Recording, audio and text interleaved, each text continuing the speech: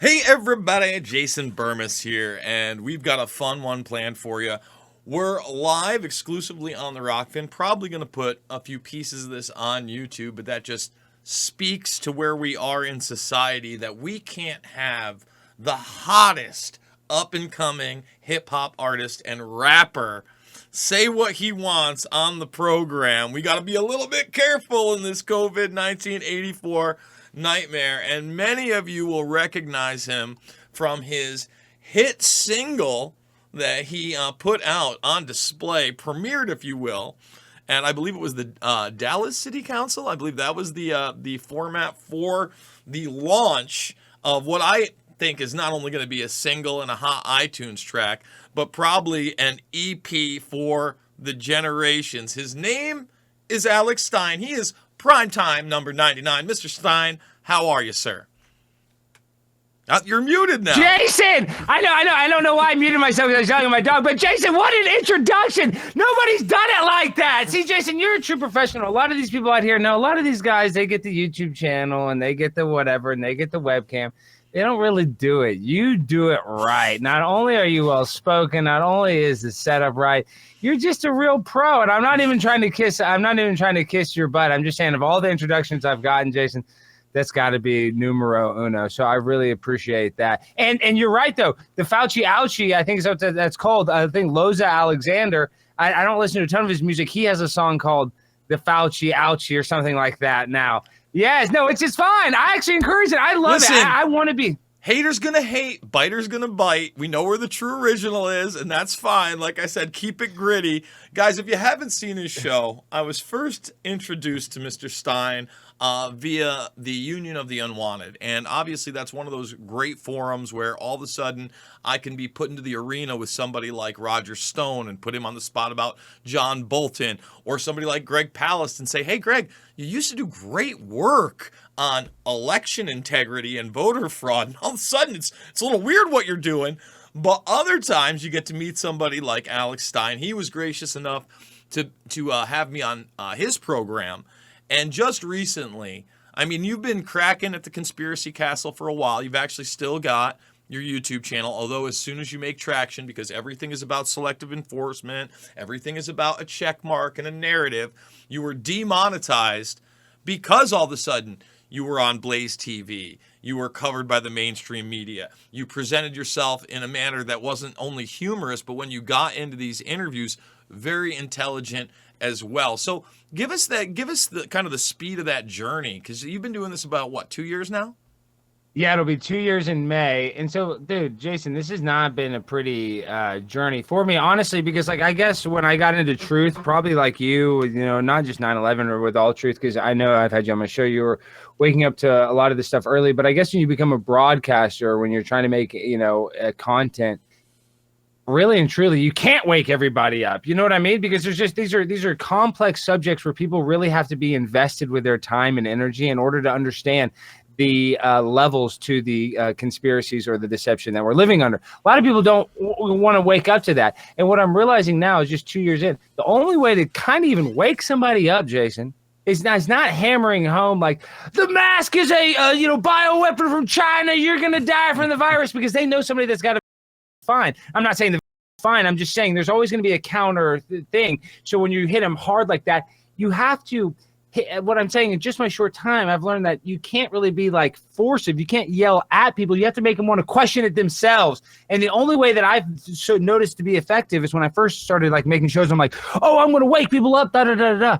And then I realized the only way to do it is through humor, because people are like, oh, I can share this with my people that aren't awake, and then this might open the door for a different point of view. You know what I mean? Because they realize when I'm doing the Fauci Ouchie how goofy these TikTok nurses are. That's why it was so effective. Well, it was definitely one of the reasons. Making it rain with Purell also probably helped a lot. I mean, I love that part of it.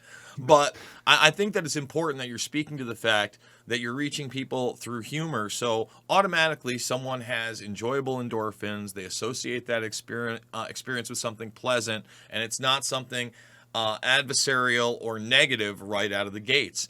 And, two things that resonate with me on those subjects is, number one, I try to have fun while I do this too. I realize I'm a human being. I'm going to get things wrong. I'm not doom and gloom. I always say, look, you're going to have to navigate these things. Reality is going to be reality. It's what you do with it. And two, I find time to laugh. I always say, look, there's always time, guys, during the day, especially if you've had a hard one. I'll be picking up my nieces later. I've got other things I got to take care of. I had somebody cancel on me earlier. Alex was out there rapping and clapping over at his biggest event yet. I'm sure he's going to premiere that later on this week or maybe even today. And you just got to move past it and say, you know what? I'm going to watch some Curb Your Enthusiasm for an hour, and I'm going to laugh, and I'm going to take a break, and that's okay too. Let me cut you off. How was this last season? I haven't watched this season of Curb. Have you watched it? I just finished it last week, and I'll say this. Last season was better than this season, but that doesn't mean this season doesn't have its moments.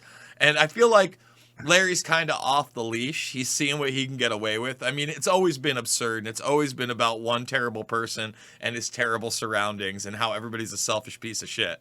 But I kind of ripped him off with the MAGA hat and how he in the last 2 seasons ago, how he wore the MAGA hat to like avoid his friends he didn't like. That's kind of what I do, to like, you astroturf, you kind of pretend to be on the other side to, I don't know why that you like that toxic troll, but he's trolling his own friends, by doing that. So it's like, it's even hard to explain, but I love that mindset of pretending to be on the other side when you're not, to kind of trick other people, I guess. I just think that's funny. That's called astroturfing, and he did it first. Yeah, and I'd say this too, I'm not on a side.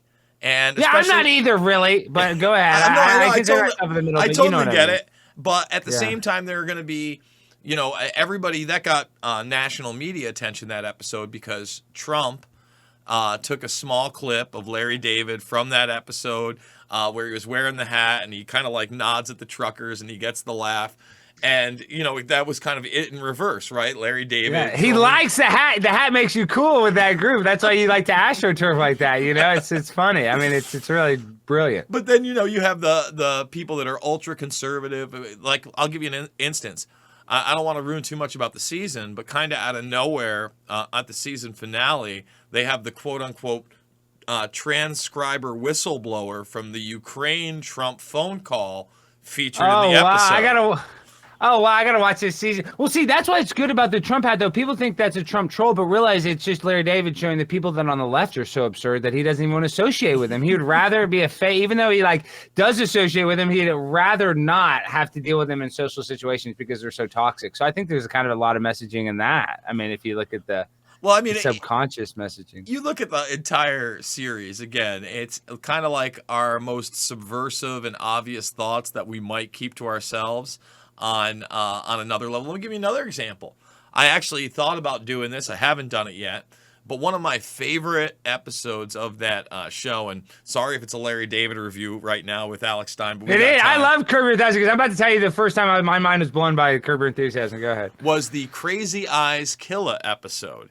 And for Great. those that Wanda don't, Sykes' husband. Yes, and for those that don't know about that episode, it starts absurd with Larry David at some party, literally stomping on bubble wrap because he likes how bubble wrap feels and looks, and then it moves into him talking to, like you said, Wanda Sykes, who was a big part of the show. A lot of people played themselves in it. She's in a relationship with this rapper guy, and he's dropping N-bombs, not with a hard R, but with an A. And Larry David in that episode, at least 10 to 15 times, has to say the same thing. And the end of it, the crescendo, is this fiasco with a shirt and a debacle and a lie. And Crazy Eyes basically rejecting his friendship. And Larry going, no, Crazy Eyes, I'm your N-bomb. I'm your N-bomb. Yes. And nobody's thrown him to the wolves. Nobody said, let's cancel Larry David. And you're talking about him. Joe Biden is saying it. Everybody, Howard Stern is saying it. Everybody said it, Jason. That's right. Well, the Howard Stern we went over because, that's a whole other issue. You get into so many other people. And Ari Spears actually had a really good take on all of it. I think that just the fact that we're talking about it in the manner of, quote unquote, selective cancel culture informant. It's kind of a microcosm for what's happening to you. Hey, everybody. That was just the beginning of an almost hour-long interview with primetime number 99, Alex Stein. And Alex has so much more in store for you. We don't agree on every subject. I have fun with the guy. He has fun overall, and that makes me smile. The bottom line is we deal with some very heavy subject matter during some very heavy times, and unfortunately, you only allow people to win when they take away your enjoyment, your humanity, your connection with others, your ability to have joy. So this was just a super, super fun interview. I hope you go check it out over at the Rockfin, completely uncensored. And a reminder, if you're looking for the audio formats, they're all over the place. Podbean is where I like you to go get it, but Spotify and other venues are there. You can now search me, and maybe you're going to find me, maybe you're not. Apple didn't accept my podcast. Weird. But if you just want to listen to it in audio format, hey, great stuff. Go get it. Follow me over at Podbean, though, and on the app, you're able to call into live shows, and there are video podcasts up there as well. One of the few formats doing it. So, reminder, guys, never about left or right. It's always about right and wrong. Go make at least that free Rockfin account. Follow me there. Check out the video. And remember, I love you. And get out there and hug somebody today. What do you think? We'll see you on the flip.